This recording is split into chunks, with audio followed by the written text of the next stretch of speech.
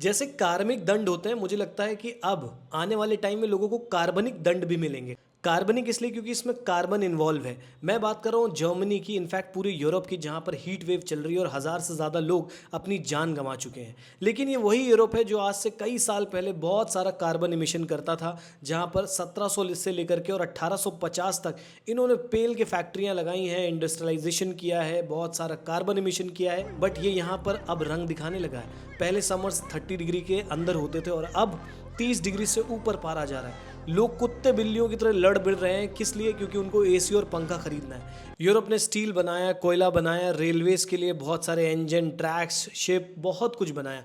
लेकिन अब जब कार्बन एमिशन बहुत ज़्यादा हो गया है, दुनिया में इतनी गर्मी बढ़ रही है, तो सारा ब्लेम चाइना और साउथ एशियन कंट्रीज़ पे डाला जा रहा है। बट एक्चुअली देखें तो आपने ही शुरुआत करी थी, तो कहीं ना कहीं आपके कार्बनिक दंड हैं। दूसरी बात यार, यहाँ पे बिल्ड क्वालिटी कितनी ख़राब आती है भाई।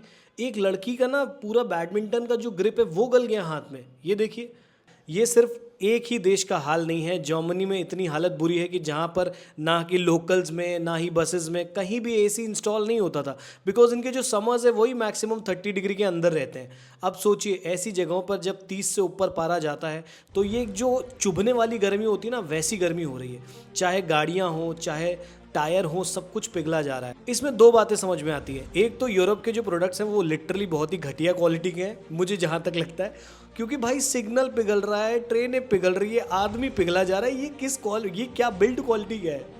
तो देखिए, यूरोप वालों को तो उनका कार्बनिक दंड मिल रहा है, लेकिन इंडिया में भी ये बात होगी और पूरे वर्ल्ड में होगी। उसके लिए हम तैयारी कर सकते हैं, हम बेहतर रिस्पॉन्सिबल सिटीजन बन सकते हैं। थोड़ा पेड़ वेड़ लगाइए, कटने वाले हो तो आवाज़ उठाइए। आप और हम यही कर सकते हैं। अब जो बचा है उसी को बचाया जा सकता है, नया तो आप क्या ही बनाओगे।